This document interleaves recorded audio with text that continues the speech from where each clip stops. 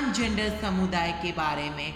आज मैं transgender, cisgender में तो पहले से ही वो लोग पढ़े लिखे होते हैं, लेकिन ट्रांसजेंडर्स में पढ़े लिखे नागरिक बहुत कम आप लोग को मिलेंगे।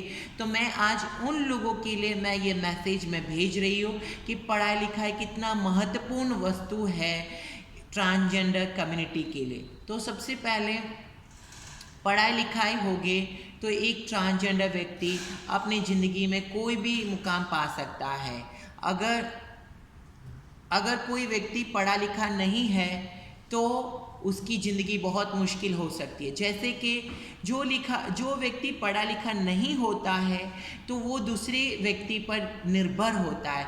तो दूसरे व्यक्ति पर निर्भर होता है तो कोई व्यक्ति लोग उसे ना मिसगाइड करते हैं। जैसे सिसजेंडर लोग कभी भी ट्रांसजेंडर के सगे नहीं होते हैं।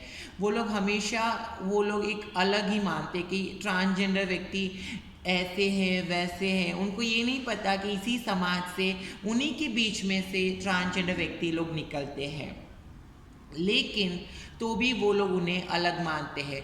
इसीलिए 2014 को सुप्रीम कोर्ट ने अप्रैल 15 तारीख को नालसा जजमेंट के द्वारा उन्हें कानूनी तौर पे पूरा का पूरा उनको अधिकार दिया था। फंडामेंटल राइट्स में, कॉन्स्टिट्यूशन ऑफ इंडिया में ये लिखा गया था, पहली बार ऐतिहासिक एक न्याय हुआ था कि कोई भी व्यक्ति अपने आप को अगर ट्रांसजेंडर मानता है तो वो ट्रांसजेंडर है। तो उनको सेल्फ डिक्लेरेशन का एक अथॉरिटी, एक पावर दिया गया था आज से 9 साल पहले। तो उस पावर में नालसा जजमेंट ने उनको पढ़ाई लिखाई के लिए, जैसे कि reservation for education and job, इन दोनों का रिजर्वेशन पब्लिक सेक्टर में और प्राइवेट सेक्टर में उनको किया गया था।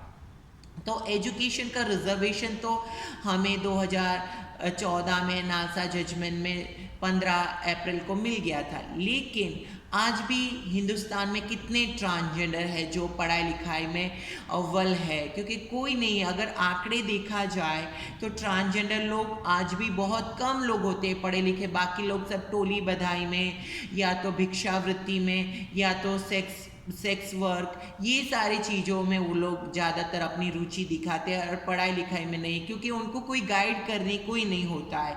लेकिन मैं ये मैसेज ऐसे लोगों को, मैं इस समुदाय को मैं कहना चाहती हूँ, ट्रांसजेंडर लोगों को, कि कृपया करके आप लोग एजुकेशन को आगे बढ़ाइए। क्योंकि अगर आप लोग पढ़े लिखे नागरिक बनोगे तो आप लोग एक सोफिस्टिकेटेड इंसान बनोगे। तो आप लोग को इस दुनिया में कोई भी मिसगाइड नहीं कर सकता है।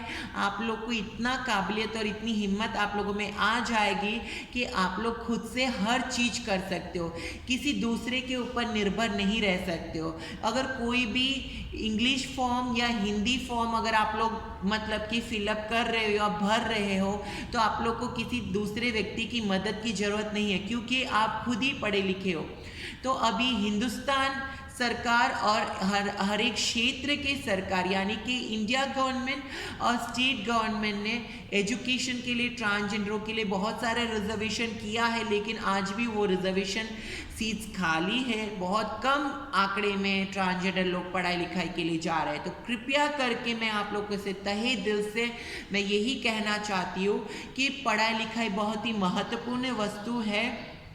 अगर आप लोग पढ़े लिखे नागरिक बनोगे तो आप लोग को टोली बधाई की ज़रूरत नहीं पड़ेगी। आप लोग को सेक्स वर्क करने का ज़रूरत नहीं पड़ेगा।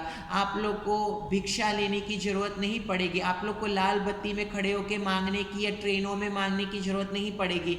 क्योंकि आजकल जॉब, जैसे ही एक व्यक्ति अगर एजुकेशन में अव्वल आता है, एजुकेशन उसका कंप्लीट होता है, तो उनको एम्प्लॉयमेंट के लिए भी रिजर्वेशन है जॉब के लिए।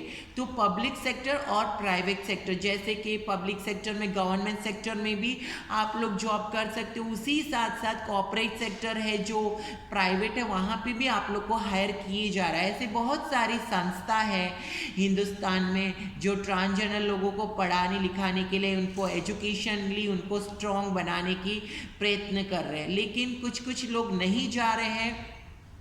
तो मेरी यही आप लोगों से दरख्वास्त है कि कृपया करके आप लोग पूरा का पूरा पढ़ाई लिखाई का लाभ लीजिए, पढ़ाई लिखाई ज़रूर कीजिए, क्योंकि अगर आप पढ़े लिखे हो तो आपको इस दुनिया में कोई हरा नहीं सकता है, क्योंकि पढ़ाई लिखाई के अलावा इस संसार में कुछ नहीं है। पैसा, धन, दौलत ये कुछ कभी काम नहीं आएगा। जिस दिन हम लोग की शरीर हम लोगों से कहते हैं ना कि शरीर को छोड़ के आपदा हमारी आत्मा कहते हैं ना परमात्मा के द्वार चली गई और ये शरीर फिर कहते हैं ना कोई काम का नहीं होता है, तो पंच तत्वों में लीन होने के बराबर ये शरीर एक मेहमान होता है हमारे लिए।